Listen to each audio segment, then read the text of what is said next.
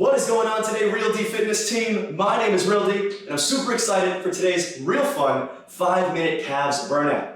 Why am I so excited? Because I just tested out the burn in this workout, and trust me, you're gonna be feeling it just about right away, if not certainly by the end of those 5 minutes. Before we begin, I want you to bring those feet about hip distance apart, get ready to lift the heels. We go for speed raises in 2 and 1.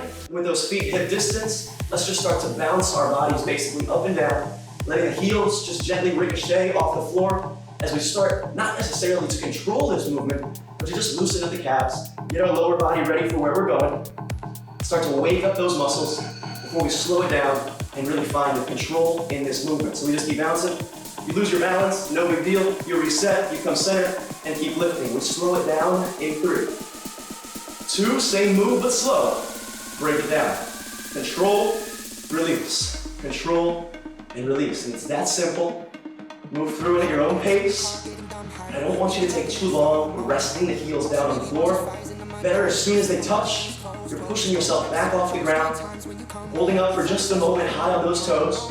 You got 10 seconds to go. Before we bring the heels together, widen out those toes into a nice wide V position. In 3, 2, 1, walk those toes out, heels come in close together. We continue on with our slow, steady lift. You ever need a moment? Take it. We're really trying to get through this. And it's only 30 seconds of each exercise that you have coming your way. 15 to go before we very simply reverse the position of our feet. So right now those heels are together, toes are wide. In 7, we bring the toes together, heels wide. Reverse the V in 2, 1. Walk it out the other way. Toes come in close and continue to lift. Really hitting those calves from all angles today. Now, everything that we're doing here lasts for 30 seconds. You see your timer. You know what we got coming up. 17 seconds to go. Well, you don't know what we got coming up, but you know it's only 5 minutes of 30 seconds per move. How much more than that do you need? 8 seconds. Hopefully you're burning now. Calves feel good. We're gonna stagger the feet out in 2 and 1. Go ahead and find a heel V again, but let's take 1 foot forward so that heel lines up with the center of your back foot. You gotta stagger in between those feet, maybe about 8 to 10 inches from your heel to the center of your back foot. We continue to lift nice and slow, and to visualize that heel position just a little bit better, front foot diagonally in front of that back foot, heel matches up to the center of the back. Now we're gonna remove that gap. Bring the heel in towards the back foot in 2, 1, we bring it in, we go back for speed lifts. Speed lifts, now we've closed the gap. This position became this position. We're moving faster, we're getting through this thing, really digging into those calves now, lighting them up, feeling the fire. The good news, the end of this movement brings us to the 3-minute mark of our class. We do the same thing to the other side, and we're just about done. Give me 5, 4, try to find control, 2, and 1, stagger the feet.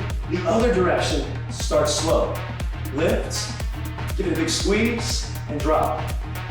Now if you're hitting that burnout already, just a few minutes ago myself, testing it out, make sure it was tough enough for all of you out there on Real D Fitness On Demand.